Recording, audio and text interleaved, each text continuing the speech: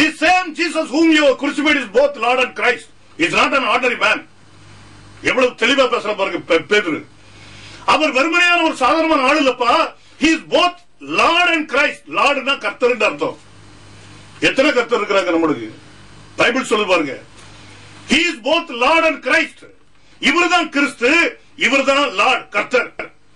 இயேசு சிலுவையில் ஏற்பட்ட அந்த இயேசு சாதாரண ஆள் இல்ல. அவர்தான் கர்த்தர்ப்பா, அவர்தான் கிறிஸ்து. இந்த கிறிஸ்துங்கிற வெளிப்பாட்டை திரும்ப கொண்டு வர்றோம் பாருங்க. சபை கட்டப்படும் போது நல்லா கவனிங்க. இந்த வெளிப்பாட்டை எத்தனை பேர் ஏத்துக்கிட்டாங்க? இதை கவனிச்சீங்கன்னா உங்களுக்கு புரியும். இது சாதாரணமான ஒரு அத்தியாயம் கிடையாது. என்னமோ சும்மா அப்போஸ்தலர் புஸ்தகம் நான் படிச்சேன் அப்படி இல்ல. நல்லா கவனிச்சீங்கன்னா பரிசுத்த ஆவியானவர் உங்களுக்கு என்ன போதிக்கிறாங்க தெரியும். பைபிள் சொல் பாருங்க. அவருடைய teaching, the same Jesus whom you were crucified is both Lord and Christ. He is not merely a man.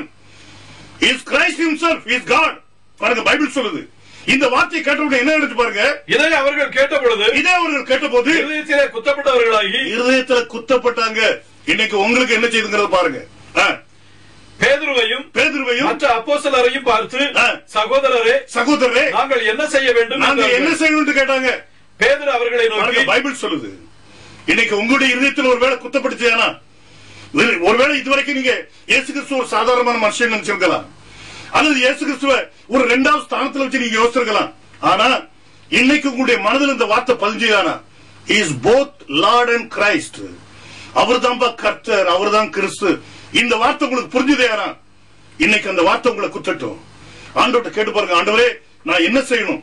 இங்க உடனே பேதுரு பேசல பாருங்க. பேதுரு அவர்களை நோக்கி நீங்கள் மனம் திரும்பி ஒவ்வொருவரும் பாவ மன்னிப்புக்கு, அது யாரா இருந்தாலும் எனக்கு அதை பற்றி கவலை கிடையாது. ஒருவேளை நீங்க பெரிய ஒரு ரெவரண்டுடைய மகனா இருக்கலாம், அல்லது ஒருவேளை நீங்க பெரிய ரெவரண்டாவே இருக்கு போங்க, அதை பற்றி எனக்கு ஒண்ணு கிடையாது.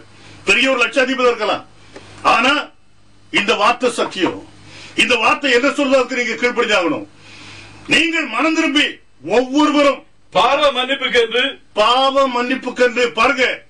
பாவ அடிமைத்தனத்திலிருந்து விடுதலை எப்படி வருதுன்னு பாருங்க. பெந்தேகோஸ்தே நாள்ல 50வது நாள்ல என்ன எக்காலம் ஊதப்பட்டுச்சு? பழைய பாட்டினுடைய நாட்கள்ல நான் உங்களுக்கு சொன்னேன், மாமிச அடிமைத்தனத்திலிருந்து விடுதலை, அதுக்கு தான் எக்காலம் ஊதப்பட்டுச்சு. ஆனா புதிய பாட்டுல பாவத்திலிருந்து விடுதலை, பாவ அடிமைத்தனத்திலிருந்து விடுதலை, பரிசுத்த ஆவியானவர் எக்காலம் ஊதுறார் பாருங்க.